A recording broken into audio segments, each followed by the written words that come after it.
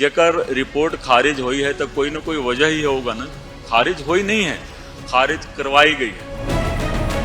ਤੁਹਾਡੀ ਰਿਪੋਰਟ ਨੂੰ ਤੁਹਾਡੀ ਸਰਕਾਰ ਨੇ ਤਰਜੀਹ ਕਿਉਂ ਨਹੀਂ ਦਿੱਤੀ ਹੈ ਤੱਕ?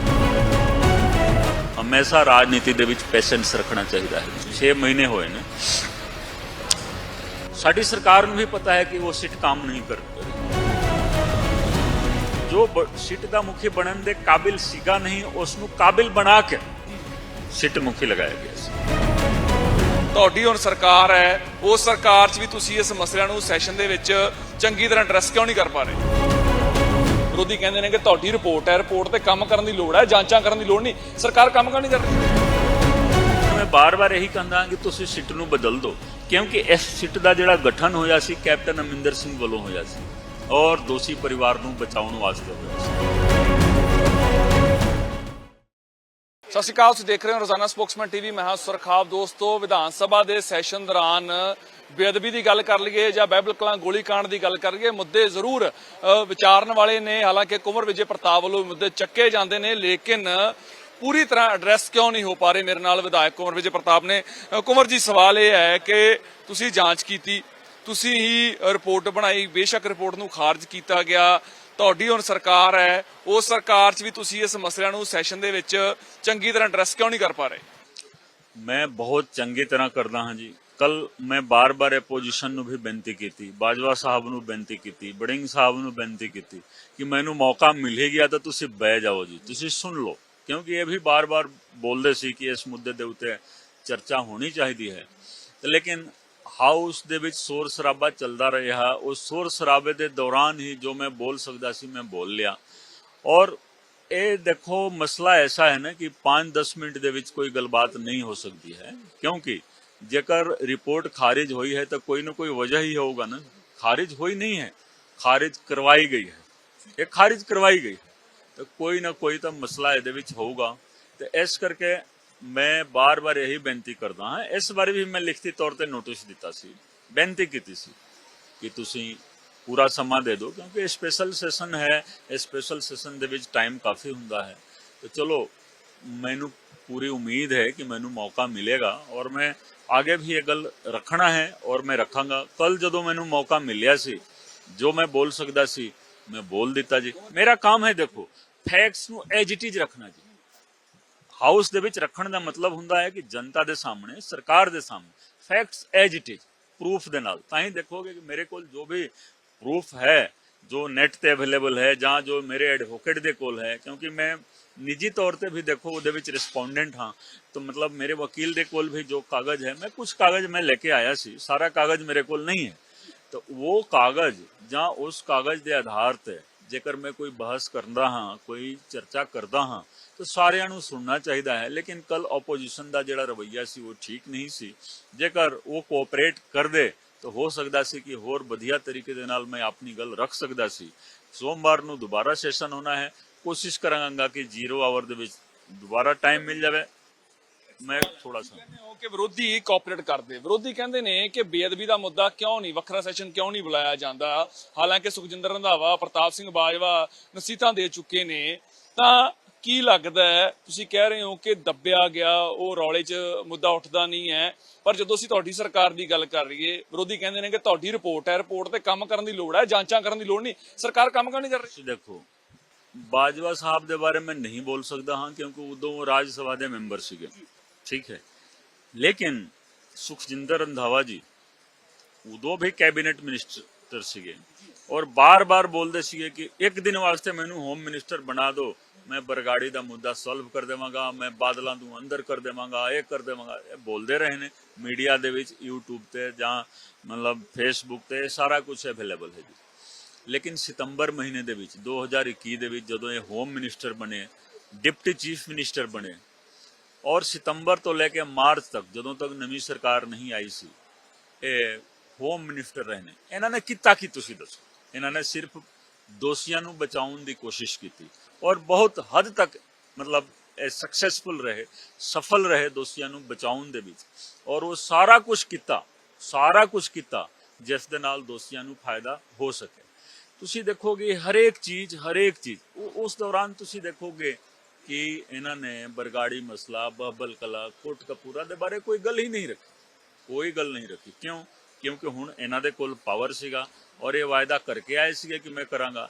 ਤਾਂ ਤੁਸੀਂ ਦੇਖੋ ਕਾਂਗਰਸ ਸਰਕਾਰ ਨੇ ਦੋਸ਼ੀਆਂ ਨੂੰ ਬਚਾਉਣ ਦੀ ਕੋਸ਼ਿਸ਼ ਕੀਤੀ। ਇੱਕ ਜਿਹੜਾ ਦੋਸ਼ੀ ਪਰਿਵਾਰ ਹੈ ਉਹ ਵੱਡਾ ਪਰਿਵਾਰ ਹੈ ਜੀ, ਉਹਨਾਂ ਦੇ ਕੋਲ ਦੇਖੋ ਪਾਵਰ ਹੈ, ਪਤਾ ਨਹੀਂ ਹੋਰ ਕੀ ਹੈ, ਹੋਰ ਕੀ ਹੈ। ਸਰਕਾਰ ਉਦੋਂ ਜਿਹੜੀ ਸੀਗੀ ਕਾਂਗਰਸ ਦੀ, ਉਹਨੂੰ 75-25 ਦੀ ਸਰਕਾਰ ਕਿਹਾ ਜਾਂਦਾ ਸੀ, ਭਾਵੇਂ ਨਵਜੋਤ ਸਿੱਧੂ ਕਹਿਣ ਜਾਂ ਕੋਈ ਵੀ ਕਹੇ। 75-25 ਚੰਨੀ ਸਾਹਿਬ ਆ ਗਏ ਜੀ। ਚੰਨੀ ਸਾਹਿਬ ਨੇ ਜੋ ਕੀਤਾ, आज देखो चन्नी साहब पंजाब तो बाहर ने जी, शायद इस मुल्क तो ही बाहर ने, ठीक है कि नहीं? क्यों? उन्होंने भी ये महसूस होंदा होगा कि 5-6 महीना जो मिलिया सी पंजाब दे लोकां दे नाल उन्होंने इंसाफ नहीं किया, धोखा किया जी सिर्फ। हुण तुसी देखो गल आ गई, तुसी मौजूदा सरकार दे बारे कह रहे हो। मौजूदा सरकार जिस दिन बनी सी उस दिन तो ये मसला, ये बारे जो भी कागज डॉक्यूमेंट्स जो कुछ भी है, मुख्यमंत्री साहब नूं, होर मंत्री साहिबान नूं, MLA साहिबान नूं, पार्टी दे लीडर साहिबान नूं, सारिਆਂ ਨੂੰ ਮੇਰੇ ਵੱਲੋਂ मतलब टाइम टू टाइम हर चीज मैं उन्होंने मिल के ਜਾਂ किस सुनो तो सही कार्रवाई चल रही है, अपने हिसाब ਦੇ ਨਾਲ कार्रवाई करवा रहे ने और मैनू तो भरोसा ਦਿੰਦੇ ਨੇ कि कार्रवाई होगी हमेशा। उस कार्रवाई ते मेरी संतुष्टि उदों होगी ਜਦੋਂ ਦੋਸ਼ੀਆਂ ਨੂੰ सजा मिल जाएगी और ਜਦੋਂ ਪੰਜਾਬ ਦੇ ਲੋਕਾਂ ਦੀ ਸੰਤੁਸ਼ਟੀ ਹੋਗੀ ਤਾਂ ਹੀ ਮੈਨੂੰ ਸੰਤੁਸ਼ਟੀ ਹੋਗੀ। ਇੱਕ ਸੰਸਕ੍ਰਿਤ ਦਾ ਵੀ ਮੈਂ ਸ਼ਲੋਕ ਬੋਲਾਂਗਾ। ਤੁਸੀਂ ਸੰਤੁਸ਼ਟੀ ਦੀ ਗੱਲ ਕੀਤੀ, ਆਪ परितोषात विदुषाम न साधु मन्ये प्रयोग विज्ञानम, ठीक है। आप परितोषात विदुषाम न साधु मन्ये प्रयोग विज्ञानम, मतलब ਜਦੋਂ ਤੱਕ ਪੰਜਾਬ ਦੇ ਲੋਕਾਂ ਦੀ ਸੈਟੀਸਫੈਕਸ਼ਨ ਨਹੀਂ ਹੁੰਦੀ ਹੈ ਉਦੋਂ ਤੱਕ ਮੇਰੀ ਸੈਟੀਸਫੈਕਸ਼ਨ ਨਹੀਂ ਹੋਣੀ ਹੈ ਜੀ। ਤੁਸੀਂ ਆਪ ਹੀ ਕਿਹਾ ਨਾ, ਜਿਹੜੀ ਸਿੱਟ ਨੇ ਬੁਲਾਇਆ ਸੁਖਬੀਰ ਬਾਦਲ ਨੂੰ, ਉਹ ਚਾਹ ਪਕੌੜੇ ਖਵਾ ਕੇ ਤੋੜ ਦਿੰਦੀ ਹੈ। ਸਵਾਲ ਤੁਹਾਡੀ ਸਰਕਾਰ ਤੇ ਖੁਦ ਉੱਠ ਪਿਆ। ਨਹੀਂ, ਇਸ ਸਿੱਟ ਦਾ ਗਠਨ ਸਾਡੀ ਸਰਕਾਰ ਨੇ ਨਹੀਂ ਕੀਤਾ ਸੀ। ਮੌਜੂਦਾ ਸਰਕਾਰ ਤੁਹਾਡੀ नहीं है, लेकिन ये बार बार यही सोच रहे हैं कि ये सिट काम नहीं कर रही है। अच्छा, इन्होंने ये भी लगता है कि सिट नूं बदलिया नहीं जा सकता है, लेकिन मैं बार बार यही कहता कि तुसीं सिट नूं बदल दो, क्योंकि इस सिट का जिहड़ा गठन होया सी कैप्टन अमरिंदर सिंह वालों होया सी और दोषी परिवार नूं बचाउण वास्ते होया सी। जिस व्यक्ति नूं सिट का मुखी लगाया गया वो उदों IG रैंक दे विच सीगा। कोर्ट का ऑर्डर सी कि ADGP रैंक जां DGP रैंक का अफसर तुसीं लगाओ, तो इस बंदे नूं प्रमोशन दिता गया सरकार वालों, सोच सकते हो। और इनू प्रमोट करने वास्ते, इनू ADGP बनाउण वास्ते 7 होर अफसरां नूं प्रमोट किया गया जी। तो कुछ ना कुछ तो है। हाउस दे विच मैं होर कई गल्लां दस्सियां सीगियां, उस चीज़ नूं रिपीट करन दी लोड़ नहीं है। लेकिन तुसीं देखोगे कि ADGP रैंक दे विच सब तो थल्ले वो भी प्रमोशन दे के 4 मई का प्रमोशन ऑर्डर है, मेरे कोल भी है, नेट दे उत्ते है, पंजाब पुलिस ते हर थां ते है। तुसी 4 मई का प्रमोशन ऑर्डर पढ़ सकते हो, 4 मई 2021 का तुसी प्रेस नोट पढ़ सकते हो और 7 मई का तुसी सरकार का ऑर्डर पढ़ सकते हो, प्रेस नोट भी पढ़ सकते हो कि इस व्यक्ति नूं सिट का मुखी बना दिता गया। मान लो ये तो अपने आप दे विच हाई कोर्ट के ऑर्डर की उलंघना है। उन्होंने कहा सी कि उस दिन तक जो ADGP ने, उस दिन तक जो ADGP ने, यस, तो उस दिन जो IG है उन्होंने प्रमोट करके ADGP बना के तुसी कर रहे हो, पहले दिन ही ओदी वायलेशन हुई है। ओदी कंटेम्प्ट भी असीं करांगे, ओदी कंटेम्प्ट भी करांगे कि ये क्यों इन्होंने किया। और जो किया तो जवाब तो कैप्टन अमरिंदर सिंह देणगे जां इन्हां दे सलाहकार देणगे, जिन्हां दे मतलब आस पास जो इन्हां दे आस पास घूमदे सीगे। हुण गल आउंदी है, सीधी सी गल मैं कनकलूड करना चाहुंदा हूं। मैं जदों नौकरी छड्डी सी और कैप्टन साहब ने एक बयान जारी कर दिता सी कि मैं इस्तीफा ना मंजूर किया, ठीक है। मैं उस दिन अपने फेसबुक पे लिख दिता सी 13 अप्रैल बैसाखी वाला दिन 2021 कि मैं नौकरी नहीं करनी, लोगों की सेवा मैं करता रहांगा। फेसबुक टैग करके पिन करके मैं ऊपर ही लगाया हुआ हाँ जी, तुसी देख सकते हो। कापी मेरे को लेनी है तो हार्ड कॉपी भी हुण भी ले सकते हो। मैं उहदे विच यही कहा सी कि मैं अपनी अपील गुरु गोबिंद सिंह जी की अदालत दे विच पा दी है, ठीक है जी। और मेरिया नज़रां दे विच अते कानून की मेरी जानकारी हमेशा इस मुल्क का संविधान मेरे हाथ दे विच रहिंदा है जी। और मैं उदों भी फड़ा दिता सी कैप्टन साहब नूं कि सर देखो इस संविधान के तहत ये ऑर्डर नहीं हो सकता है, कोई ना कोई गलती तुहाडे लीगल टीम वालों जां होर ਪਾਸਿਓਂ ਰਹੀ ਹੈ, ਤਾਂ ਹੀ ਇਸ ਤਰ੍ਹਾਂ ਦਾ ਆਰਡਰ ਆਇਆ ਹੈ। ਤੁਸੀਂ ਸੁਣੋ, ਮੇਰੀ ਗੱਲ ਪੂਰੀ ਹੋ ਲੈਣ ਦਿਓ। मान लो रिपोर्ट खारिज हो गई, जो कुछ हो गया, उस तो बाद जो माहौल इन्होंने बनाया पॉलिटिकल, मैं कहा कि नौकरी नहीं करनी, लेकिन जो इन्होंने कहा कि नहीं अफसर वधिया है जी, सुप्रीम कोर्ट जावांगे और ਅਸੀਂ ਇਨਸਾਫ ਦਿਲਵਾਵਾਂਗੇ, ਤੁਸੀਂ ਨੌਕਰੀ ਕਰੋ ਜੀ। ਮੈਂ ਕਿਹਾ ਕਿ ਨੌਕਰੀ ਨਹੀਂ ਕਰਨੀ ਹੈ। ਮੈਂ ਫੇਸਬੁੱਕ ਤੇ ਲਿਖ ਦਿੱਤਾ ਸੀ ਕਿ ਤੁਸੀਂ ਮੇਰਾ ਰੈਜ਼ਿਗਨੇਸ਼ਨ ਐਕਸੈਪਟ ਕਰੋ ਜਾਂ ਨਾ ਕਰੋ, ਲੇਕਿਨ ਮੈਂ ਆਈਪੀਐਸ ਦੀ ਨੌਕਰੀ ਹੁਣ ਨਹੀਂ ਕਰਨੀ ਹੈ। ਉਹ ਉਸ ਈਮੇਲ ਕਰਕੇ ਜੀ, ਉਹ ਈਮੇਲ ਮੇਰੇ ਹੱਥ ਲੱਗ ਗਿਆ ਸੀ। ਉਹ ਈਮੇਲ ਪੜ੍ਹ ਕੇ ਕੋਈ ਵੀ ਵਿਅਕਤੀ ਜਿਸ ਦੀ ਜ਼ਮੀਰ ਜਾਗਦੀ ਹੋਵੇ, ਉਹ ਬੰਦਾ ਨੌਕਰੀ ਕਿਸ ਤਰ੍ਹਾਂ ਕਰ ਸਕਦਾ ਹੈ? ਉਹ ਸਿਸਟਮ ਦੇ ਵਿੱਚ ਨਹੀਂ ਕਰ ਸਕਦਾ। ਫਿਰ ਤੁਸੀਂ ਦੇਖੋ 22 ਤਰੀਕ ਨੂੰ ਮੇਰਾ ਰੈਜ਼ਿਗਨੇਸ਼ਨ ਐਕਸੈਪਟ ਹੋ ਗਿਆ ਔਰ ਮੈਂ ਹਮੇਸ਼ਾ ਉਸੇ ਹੀ मतलब फेसबुक पोस्ट ਦੇ ਵਿੱਚ ਮੈਂ ਇਹ ਵੀ ਗੱਲ ਕਹੀ ਸੀ ਕਿ ਕੋਈ ਵੀ ਵਿਅਕਤੀ ਇਸ ਮੁੱਦੇ ਨੂੰ ਪੋਲਿਟਿਸਾਈਜ਼ ਨਾ ਕਰੇ, ਗਲੈਮਰਾਈਜ਼ ਨਾ करे। कुछ लोग ग्लैमराइज कर रहे ਸੀਗੇ, जो ग्लैमरस किस्म ਦੇ पॉलिटिकल ग्लैमरस किस्म ਦੇ ਲੋਕ ਸੀਗੇ, ਉਹ ग्लैमराइज कर रहे ਸੀ और कुछ लोग पॉलिटिसाइज कर रहे ਸੀ। ਤੁਸੀਂ ਦੇਖ ਲਿਆ। ਮੈਂ ਜਦੋਂ ਆਮ ਆਦਮੀ ਪਾਰਟੀ ਜੁਆਇਨ ਕੀਤੀ, ਉਦੋਂ ਵੀ ਆਪਣੇ ਲੀਡਰਾਂ ਨੂੰ ਵੀ ਬੇਨਤੀ ਕੀਤੀ ਕਿ ਇਸ ਮੁੱਦੇ ਦੀ ਅਸੀਂ ਗੱਲ ਜ਼ਰੂਰ ਕਰਾਂਗੇ, ਲੇਕਿਨ ਮੁੱਦੇ ਨੂੰ ਪੋਲਿਟਿਸਾਈਜ਼ ਨਹੀਂ ਕਰਨਾ। ਤੁਹਾਡੀ ਸਰਕਾਰ ਲੱਗਦਾ ਨਹੀਂ ਸਿਆਸੀਕਰਨ ਨਹੀਂ ਕਰ ਰਹੀ, ਉਸ ਮੁੱਦੇ ਦਾ ਹੱਲ ਨਹੀਂ ਕਰ ਰਹੀ। ਸਿੱਧਾ ਸਵਾਲ ਹੈ, ਤੁਹਾਡੀ ਰਿਪੋਰਟ ਨੂੰ ਤੁਹਾਡੀ ਸਰਕਾਰ ਨੇ ਤਰਜੀਹ ਕਿਉਂ ਨਹੀਂ ਦਿੱਤੀ ਅਜੇ ਤੱਕ? ਮੇਰੀ ਗੱਲ ਤਾਂ ਸੁਣੋ, ਪੂਰੀ ਹੋ ਲੈਣ ਦਿਓ। ਜਦੋਂ ਮੈਂ ਆਮ ਆਦਮੀ ਪਾਰਟੀ ਜੁਆਇਨ ਕੀਤੀ ਸੀ 21 ਜੂਨ 2021, ਮੈਂ ਇਹ ਬੇਨਤੀ ਕੀਤੀ ਆਪਣੇ ਲੀਡਰਾਂ ਨੂੰ ਵੀ, ਦੂਸਰਿਆਂ ਨੂੰ ਤਾਂ ਮੈਂ ਬੋਲਦਾ ਹੀ ਸੀ ਕੋਈ ਵੀ ਨਾ ਕਰੇ।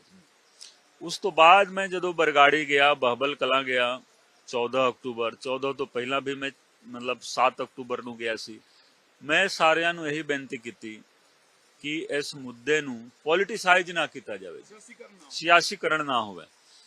ਔਰ ਜਿਸ ਵਿਅਕਤੀ ਨੇ ਇਸ ਦਾ ਸਿਆਸੀਕਰਨ ਕੀਤਾ ਜਾਂ ਕਰਨ ਦਾ ਪ੍ਰਯਾਸ ਕੀਤਾ, ਉਹਦਾ ਹਾਲ ਤੁਸੀਂ ਦੇਖ ਲਿਆ। 5 ਵਾਰ ਦੇ ਚੀਫ ਮਿਨਿਸਟਰ ਇਸ ਹਾਊਸ ਦੇ ਵਿੱਚ ਆਉਣ ਦੇ ਜੋਗੇ ਨਹੀਂ ਰਹੇ ਜੀ। ਔਰ ਜੋ ਉਦੋਂ ਦੇ ਮੁੱਖ ਮੰਤਰੀ ਸੀਗੇ, ਉਹਨਾਂ ਨੇ ਆਪ ਕਿਹਾ ਕਿ ਉਹਨਾਂ ਨੂੰ ਜਲੀਲ ਕਰਕੇ ਰਸਤਾ ਦਿਖਾ ਦਿੱਤਾ ਗਿਆ। ਹੁਣ ਚਲੋ ਪਾਰਟੀ ਉਹਨਾਂ ਨੇ ਬਦਲ ਦਿੱਤੀ, ਹੁਣ ਕਿਸੇ ਹੋਰ ਪਾਰਟੀ ਦੇ ਵਿੱਚ ਚਲੇ ਗਏ, ਉਹ ਉਹਨਾਂ ਦੀ ਇੱਛਾ ਹੈ। ਹਾਲਾਂਕਿ 17 ਦੇ ਵਿੱਚ ਉਹਨਾਂ ਨੇ ਕਿਹਾ ਸੀ ਕਿ ਮੈਂ ਤਾਂ ਜੀ ਆਖਰੀ ਵਾਰੀ ਇਲੈਕਸ਼ਨ ਲੜ ਰਿਹਾ ਕਿ ਮੈਨੂੰ ਮੌਕਾ ਦੇ ਦਿਓ, ਮੇਰਾ ਆਖਰੀ ਇਲੈਕਸ਼ਨ ਹੈ। ਲੋਕਾਂ ਨੇ ਉਹਨਾਂ ਦੀ ਆਵਾਜ਼ ਸੁਣ ਲਈ। ਗੁਟਕਾ ਸਾਹਿਬ ਹੱਥ ਦੇ ਵਿੱਚ ਫੜ ਕੇ ਬਰਗਾੜੀ ਦਾ ਇਨਸਾਫ, ਡਰੱਗਸ ਖਤਮ ਕਰਨਾ, ਇਹ ਸਾਰਾ ਕੁਝ ਉਹਨਾਂ ਨੇ। ਤਲਵੰਡੀ ਸਾਹਿਬ ਉਧਰ ਜਾ ਕੇ ਮੂੰਹ ਕਰਕੇ ਇਸ ਤਰ੍ਹਾਂ ਕਰਕੇ ਉਹਨਾਂ ਨੇ ਕਿਹਾ ਸੀ ਕਿ ਮੈਂ ਇਨਸਾਫ ਦਿਲਵਾਵਾਂਗਾ। ਲੋਕੀ ਵਿਸ਼ਵਾਸ ਕਰ ਲੈਣ ਦੇਣਗੇ, ਠੀਕ ਹੈ। तो मेरा ये कहना है कि सियासीकरण जिन्ना जिन्ना लोगों ने करने की कोशिश की, पॉलिटिसाइज किया, उन्हां दा हाल बहुत माड़ा होया।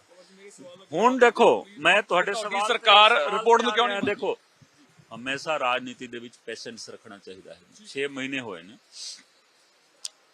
साडी सरकार नूं भी पता है कि वो सीट काम नहीं कर रही है, LK यादव वाली। दूसरी सीट जो जेडी बनी है वो हाल वाली, यस, वो ऑडिट कर रही सी कि दूसरी रिपोर्ट भी खारिज हो जाए जी। ਪਰ ਮਾਰਲ ਛੇੜ ਦੇ ਵਿੱਚ ਵੀ ਕੋਈ ਕਿਸੇ ਤਰ੍ਹਾਂ ਦਾ ਸਿਆਸੀ ਹੱਥ ਨਹੀਂ ਹੈਗਾ, ਜਿਹੜੀ ਕਾਪੀ ਸਿੱਖ ਜਥੇਬੰਦੀਆਂ ਨੂੰ ਸੌਂਪੀ ਗਈ ਹੈ ਮੁੱਖ ਮੰਤਰੀ ਵੱਲੋਂ।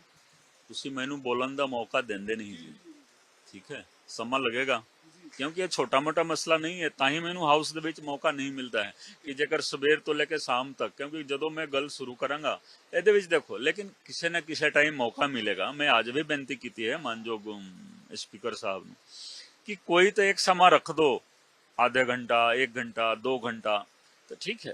तो तुसी भी पेशेंस रखो जेकर मैं बोल रहा हूँ, ठीक है कि नहीं। जदों मान लो साडी सरकार आ गई है, ये सीट बनाई गई सी कैप्टन अमरिंदर सिंह वालों, किसी होर मकसद दे नाल बनाई गई सी। जो सीट का मुखी बनने दे काबिल सीगा नहीं, उसनू काबिल बना के सीट मुखी लगाया गया सी। साडी सरकार नूं भी पता है कि इस सीट दे नाल इंसाफ नहीं होना है, डबल माइंडेड हो गए। करिए कि जेकर सीट नूं हटाउने ने, किसी ने कह दिता सी कि देखो जी ये तो सीट हाई कोर्ट ने बनाई सी। मैं क्लीयर किया जी कि हाई कोर्ट ने ये सीट नहीं बनाई है जी, ये तो कैप्टन अमरिंदर सिंह ने आउट ऑफ वे जाके बनाई है। हाई कोर्ट ने सिर्फ यही कहा सी कि तुसी एक SIT का गठन करो जिसका मुखी घट्टो घट ADGP रैंक का अफसर होगा, ठीक है। हुण तुसी देखोगे कि सरकार नूं समा लग रहा है जी, लेकिन मैनू पूर्ण उम्मीद है, आस है कि छेती तो छेती इंसाफ मिलेगा। 14 अक्टूबर दोबारा आ गया 7ਵਾਂ ਸਾਲ ਪੂਰਾ ਹੋਣ ਜਾ ਰਿਹਾ ਹੈ ਜੀ। ਕਿਉਂਕਿ ਜੇਕਰ ਅਸੀਂ ਦੇਖੋ ਇਨਸਾਫ ਨਹੀਂ ਦਿੰਦੇ ਹਾਂ ਜੀ ਤਾਂ ਲੋਕਾਂ ਨੇ ਹੋਰ ਮਹੀਨਾ 2 ਮਹੀਨਾ ਬਾਅਦ ਸਾਡੇ ਤੋਂ ਵੀ ਸਵਾਲ ਕਰਨਾ ਹੈ ਜੀ। ਉਹ ਕਰਨਗੇ। 6-8 ਮਹੀਨਾ ਤੱਕ ਤਾਂ ਠੀਕ ਹੈ ਜੀ, ਸਰਕਾਰ ਕਰ ਸਕਦੀ ਹੈ ਕਿ ਅਸੀਂ ਦੇਖੋ ਕੋਸ਼ਿਸ਼ ਕਰ ਰਹੇ ਹਾਂ। ਤੇ ਇਸ ਕਰਕੇ ਮੈਂ ਵੀ ਬੇਨਤੀ ਕੀਤੀ ਹੈ ਮੁੱਖ ਮੰਤਰੀ ਸਾਹਿਬ ਨੂੰ, ਪਾਰਟੀ ਦੇ ਹੋਰ ਵੱਡੇ ਲੀਡਰ ਸਾਹਿਬਾਨ ਨੂੰ। ਕੱਲ ਹਾਊਸ ਦੇ ਵਿੱਚ ਵੀ ਮੇਰੇ ਬੋਲਣ ਦਾ ਇਹੀ ਮਕਸਦ ਸੀਗਾ ਕਿ ਹੁਣ ਛੇਤੀ ਤੋਂ ਛੇਤੀ ਇਨਸਾਫ ਨੂੰ ਯਕੀਨੀ ਬਣਾਇਆ ਜਾਵੇ ਜੀ। ਮੇਰਾ ਆਖਰੀ ਸਵਾਲ, ਸਿਰਫ ਤੁਸੀਂ ਇੱਕ ਈਮੇਲ ਆਈਡੀ ਦੀ ਜ਼ਿਕਰ ਕੀਤਾ, ਈਮੇਲ ਆਈ ਤੁਹਾਨੂੰ ਕੋਈ, ਉਹਦੇ ਵਿੱਚ ਤੁਸੀਂ ਕਿਹਾ ਜ਼ਮੀਰ ਜਾਗਦੀ ਹੈ ਤਾਂ ਕੰਮ ਜ਼ਰੂਰ ਹੋਊਗਾ। ਈਮੇਲ ਦਾ ਜ਼ਿਕਰ ਹੋਊਗਾ ਸੋਮਵਾਰ ਨੂੰ, ਲੋਕਾਂ ਦੀ ਜਾਂ ਸਰਕਾਰ ਦੇ ਜਾਂ ਜਿੰਨੇ ਸੈਸ਼ਨ ਦੇ ਵਿੱਚ ਬੈਠੇ ਹੋਏ ਵਿਧਾਇਕ ਨੇ ਇਹਨਾਂ ਦਾ ਜ਼ਮੀਰ ਜਾਗੂਗਾ, ਜਗਾਉਣ ਦੀ ਕੋਸ਼ਿਸ਼ ਕਰੋਗੇ? ਦੇਖੋ ਕੱਲ ਵੀ ਮੈਂ 1-2 ਲਾਈਨ ਜ਼ਰੂਰ ਪੜ੍ਹ ਦਿੱਤਾ ਸੀ, ਉਹਦਾ ਜਿਸਟ ਮੈਂ ਦੱਸਿਆ ਸੀ ਹਾਊਸ ਨੂੰ।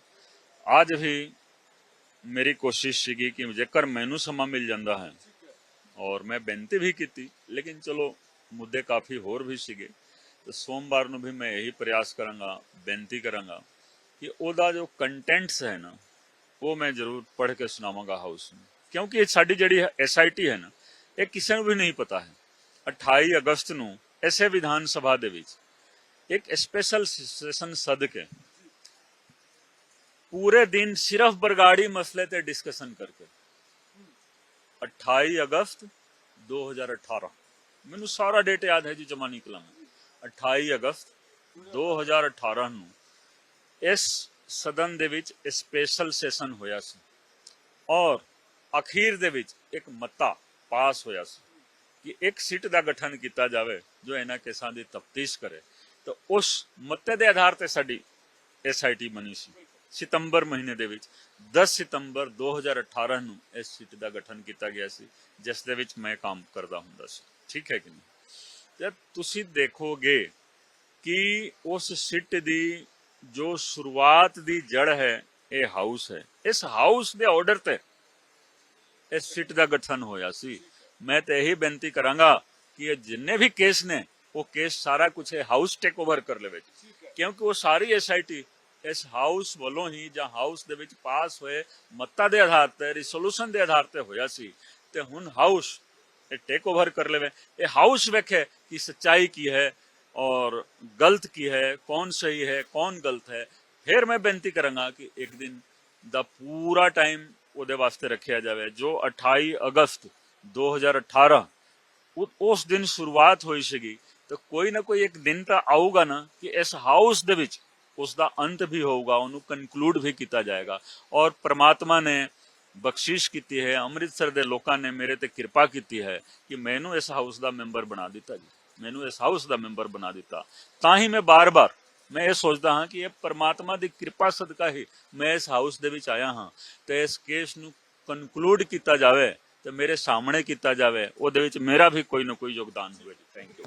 ਸੋ ਕਨਕਲੂਡ ਕੀਤਾ ਜਾਵੇ ਉਸ ਰਿਪੋਰਟ ਨੂੰ, SIT ਦੇ ਵਿੱਚ ਬਣੀ ਜਿਹੜੀ ਕਿ ਸੈਸ਼ਨ ਦੇ ਵਿੱਚ ਬਣੀ SIT ਦੀ ਰਿਪੋਰਟ ਨੂੰ ਸੈਸ਼ਨ ਹੀ ਸਾਂਭ ਲਵੇ ਕਿਹਾ ਜਾਂਦਾ। ਹੁਣ ਦੇਖਣਾ ਇਹ ਹੈ ਕਿ ਕੁੰਵਰ ਵਿਜੇ ਪ੍ਰਤਾਪ ਦੀ ਰਿਪੋਰਟ ਤੇ ਕੀ ਕਾਰਵਾਈ ਹੁੰਦੀ ਹੈ ਤੇ ਦੋਸ਼ੀਆਂ ਨੂੰ ਕਦੋਂ ਸਜ਼ਾ ਮਿਲਦੀ ਹੈ। ਮੈਂ ਸੁਰਖਾਬ ਆਪਣੇ ਸਹਿਯੋਗੀ ਸੁਖਵਿੰਦਰ ਸਿੰਘ ਦੇ ਨਾਲ, ਰੋਜ਼ਾਨਾ ਸਪੋਕਸਮੈਨ, ਚੰਡੀਗੜ੍ਹ।